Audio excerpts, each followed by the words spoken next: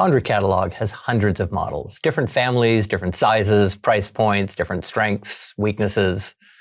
Picking the right one for your scenario, deploying it cleanly, and proving it actually performs are consequential skills. The wrong model drags an app down, while the right one quietly carries it.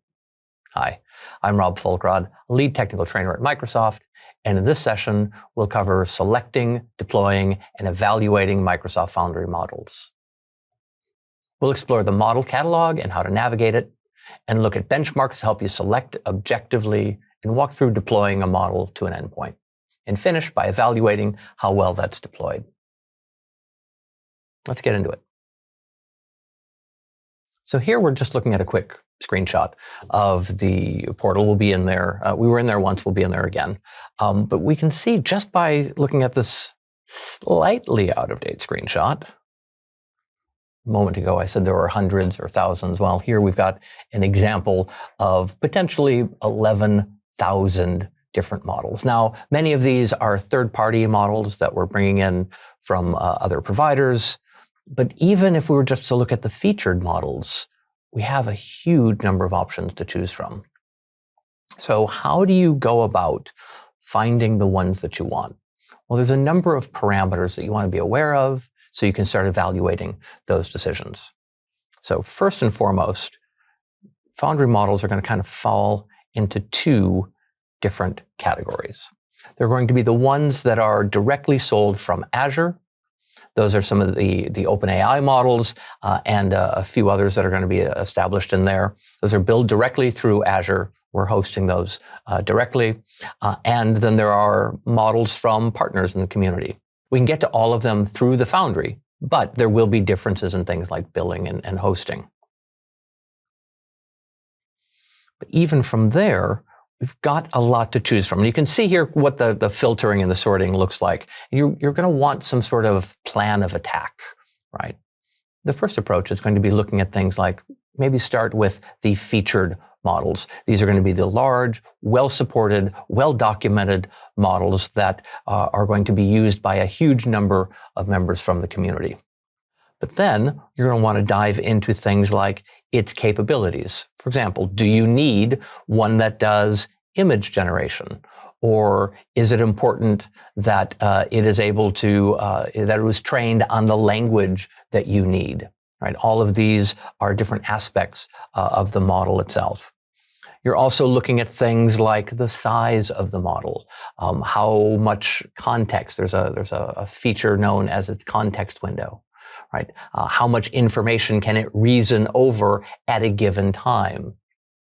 And then finally, things like, do I have the ability to do things like fine-tuning? Can I customize that model? We'll look at the process a little bit later, but when selecting the model, that might be one of the facets that you're looking at. That'll narrow it down. You'll have a few that you're thinking about at that point in time. There's a number of metrics that are represented here on the benchmark. And so let's go through those a little bit. So the first one is that of quality. Quality is looking at the usefulness of the response that's coming back. Does it match what the inputs we're asking for? Is it easy to read? Is it in the style that is appropriate? All of that kind of goes into that quality index. And the higher that quality index, the better the response is coming back. The second we're looking at is that of safety. And there's a number of areas where a model may be less safe than others. There's a well-documented number of various attacks that can be placed against a model. And so the safety metric here is looking at those attacks and was the model susceptible to that particular attack? Or was it mitigated? Did it say things like, I can't respond to that because, right? That's all part of that safety index. And a lower number in that case, meaning it was subject to fewer attacks, is better. Then there's throughput. So there are larger and smaller models, right? And I always kind of think of these as like different stores, right? If you have a small convenience store, and you want to get something from a small convenience store, there's not as many options there, but it's a lot easier to get in and out. Whereas if I were to go to a mall or to a huge box store, then there are more options that I can choose from. There's more power there, but it's going to take me a little bit longer to get in, find the thing that I want, and get out. And throughput is really that measurement, right? How quickly can we get output out of that model? And often you're going to find like the smaller models are going to respond better in those cases. And finally, the last is cost. Cost is US dollars per 1 million tokens. And there are tokens for input and tokens for output. Generally, a token is 4 or 8 characters, somewhere around that. And so here, lower is better in those regards. So that's the leaderboard. We can kind of take a look and pick and choose what we're going to find on the leaderboard. And you can delve into, and we'll see a little bit later, you can delve into the model itself and start comparing some of these side by side.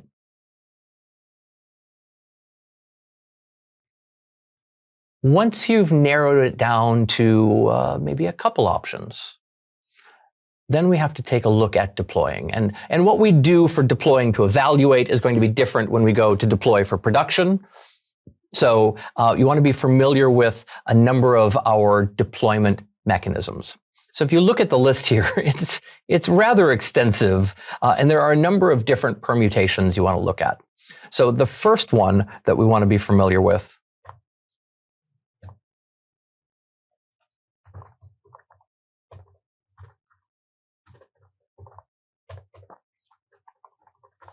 are these 3 items. When you go to deploy something, are you deploying it globally? Are you deploying it to a data zone? Or are you deploying it regionally? So when you're deploying something globally, what you're saying is, I don't necessarily want or need to be hemmed in to a single region. That when I send my request, I am okay if that request picks a region close to me. I am also okay if it picks a region halfway across the country or across the planet to get a response. Here you have lots of options. And so your throughput when you do a global deployment is going to be much higher than what you could see in some of the other options, simply because we're not limiting our decisions. When you go data zone, you're kind of zooming in just a little bit. And so you're saying things like, I don't want my data to leave the EU or the US, but you can pick from within those options. And as you can imagine, this is kind of like an in-between decision. And then at the bottom of this, there's region. I picked Central Canada, or I picked East US 2. All of my conversations better go to that particular region. So now you have the ultimate control over where your data goes, but you also are hemmed into that particular region. If that particular region is heavily used, you may feel a little bit of a bottleneck. So your first decision is, what type of deployment are you looking for? Global, data zone, or regional? After that, you're looking at things like provisioned or standard.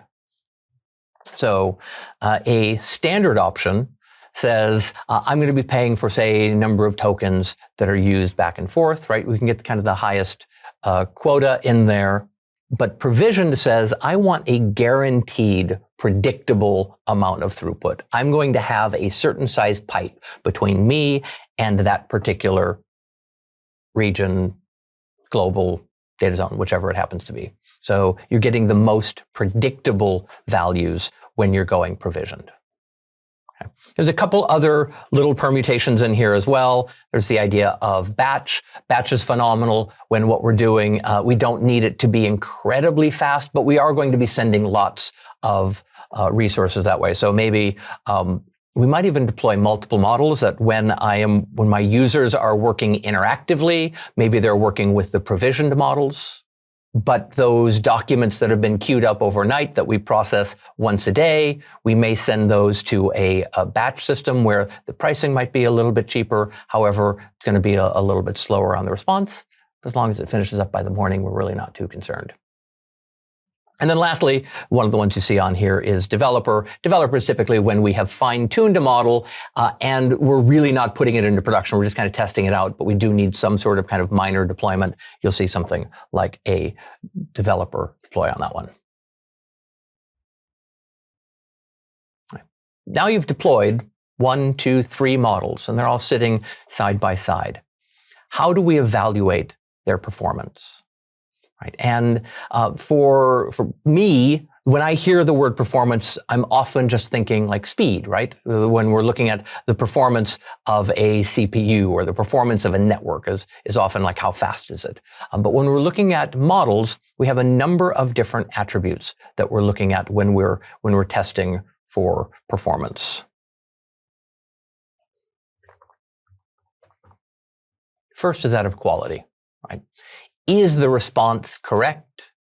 Is the response coming back from the model useful?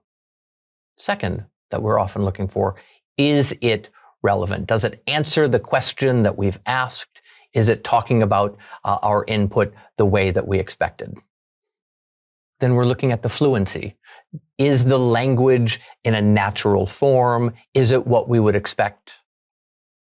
And what is the groundedness of the response coming back? Does it reflect the real world as we know it, whether that's our internal business or the world? These are kind of 4 qualities that we tend to see when we're looking at model performance. And so there's a few ways that we can use to evaluate that. One is that we can do a manual evaluation. We may deploy a model, maybe even a couple models side by side, and we have a series of prompts that we expect to be pretty standard, and maybe some edge cases along the way as well. And we will then just pop those in, right? We'll have them side by side, drop a prompt in, and we will evaluate. We can evaluate how quickly do they come back. You'll see them side by side. Does one lag drastically behind the other? And then you can read the responses. Are the responses detailed enough? Are the responses matching the content expectations? Right, so we can just put those side by side. We'll see that in the example coming up. However, anytime we say manual, you're limiting yourself quite a bit. So we also have inside of Foundry, we have a set of tools for evaluation where we can do automatic evaluation. Automatic evaluation will take that same set of prompts, probably more prompts there. We'll have more of those. We will have the prompt. We will have kind of what we expect the answer might be dropped into a file, and an automated tool to run it through the system to ask our model, or models plural, those responses. And then we will use AI systems to look at the expectation, to look at the response, and to grade those results. So as we are evaluating maybe the newest model that comes out, we could then take our standard benchmarks that we've created and apply them against the system. Let's take a look. So here, I just want to show a few things off in here. You can feel free to do this on your own as well, but we're going to go in, we'll explore the models. We'll compare a couple models in the leaderboard, going through some of the statistics that are available to us ahead of time. Once we pick on a couple, we'll deploy them, show them side by side, and then we'll run an automatic evaluation on the system and judge the results. Let's take a look. So for starters, we're back into our project that we saw earlier. And if we go into the build side of things, we take a look at what models we've deployed at this point in time, we don't have any models. Before just grabbing and deploying one, let's go back into our Discover. Let's go into the models section here, and we can see a number of models, but we can swing over into the leaderboard. In the leaderboard, it gives us a way to compare models one to another. By default, up at the top here, we're just getting some kind of predetermined models and some basics like the quality. This is the quality of their output, their safety in terms of how susceptible are they to various attacks, and throughput and benchmark costs. But we're going to swing down a little bit further down here and then look at the trade-off chart. And in the trade-off chart, we have the ability graphically to illustrate head-to-head what various models look like. And right now it's a little overwhelming. We've got 33 models or so picked in here. So we're going to go and clear those out. And one of the ones that we looked at earlier, we looked at GPT 4.1. We're going to compare that with one kind of on the opposite side of things. And we'll look at the mini side of things. And so right now we are looking at benchmark cost. And we can see that the mini here is relatively much cheaper in comparison to that of 4.1 in comparison with the number of tokens that you would pass through it. So we have two opposite sides of the spectrum here. But that's not the only way we can compare. So we're looking at cost, but we can also look at throughput. And you can see here in terms of throughput, we're going to switch up a little bit here, where now mini here much quicker in terms of the tokens returning as opposed to GPT 4.1. So we're starting to see some of their comparison. If we look at safety, we're going to see that GPT 4.1 is very much in that attractive quadrant, while mini here, maybe this should be less kind of customer facing, could be a thought. So this is one way. We've got a few different areas that we can compare them. But if we swing up to this larger chart up here, we can see a table that's comparing all of those. We can sort them by model, and we'll go and grab those same two one more time. GPT 4.1, GPT 4 mini. And once you've picked more than one, you have the ability to go and compare them. So now we are looking at things like quality. Quality here getting a rating of 0.64 on the 4.1, a little bit lower here on mini. Maybe the quality isn't as big a deal. Maybe this is going to give a draft and there will be other tools evaluating. And we're really interested in keeping the cost down or keeping the throughput high. We can see kind of the comparison of the two of those. And also see what their outputs are, right? In this case, both of them are text-only models. We're not creating images and we're not creating video out of those. We're just creating images. We're looking at their context window. This is how many tokens can be passed in, that the input there, and how many tokens we could get as the return value when their training data was complete. You can see they're relatively similar models in those respects. And then from here, maybe we've decided, yeah, both of these are potential, but we need to see a little bit more. So let's go and deploy one of these. We will deploy the 4.1. Earlier, we talked about the different types of deployment that were available to us. We can see here that we've got that global, we've got a standard, we've got a global provisioned as options. I'm going to grab the kind of our default here of global standard. And we can also take a look at doing some self-limiting on our own. How many tokens per minute do we think our application should kind of max out at? We'll take that as our default there and deploy. Should only take but a moment. Excellent. And now we've done a post-deployment. We can compare models side by side. Now we only have the one here, but I'm going to grab GPT 4.1.mini. And it is automatically doing a standard deployment. With both of them side by side, we can see, well, what does the output look like when comparing these?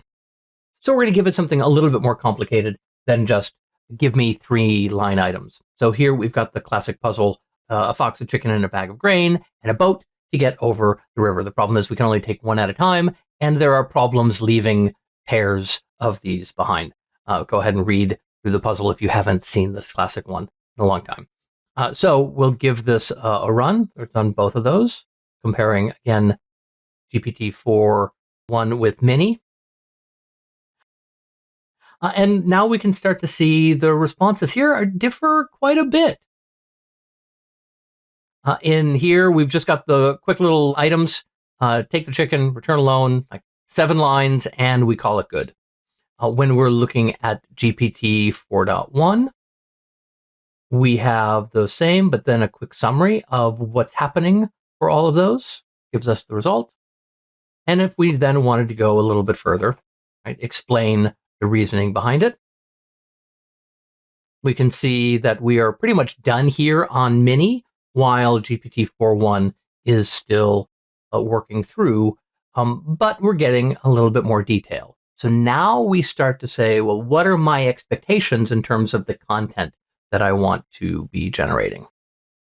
Nice head-to-head with these models for a decent comparison. But we also earlier had talked about different ways of evaluating. This means evaluating is great when I want to do kind of a manual approach. I've got a couple things. I want to check them out kind of real time. But a lot of what we're going to want is going to be much more automated. So for this automatic evaluation, I'm going to get rid of Mini for right now and just worry about one at a time. We're going to look at GPT 4.1 and we'll swing over to the evaluation section here inside of Playground. And now we can create these automated tools. So we see here we've got our create option. So we can determine what we're going to evaluate. We can evaluate either the agent or the model or a particular underlying data set. In this case, it is the model itself that we want to be training. So we'll pick the model. In this case, we'll keep T41 selected. And in this type of training, what we're going to have is a large data set of prompts that we are going to give the tool and then take a look at what its results are. So you may already have some data sets, in which case you can choose an existing data set. In our case, we don't have any right now. So we're going to say, if you would please generate for me a data set. And in here, we can then describe what kind of data set do we want it to create. In this case, we're going to have travel-related questions that have some content, safety, and security tests that might be included in here. Now, to keep this reasonably quick, we will do 45. Generally speaking, more is better in terms of thoroughness of the evaluation, but this will be a good start for our demonstration. So let's go and confirm.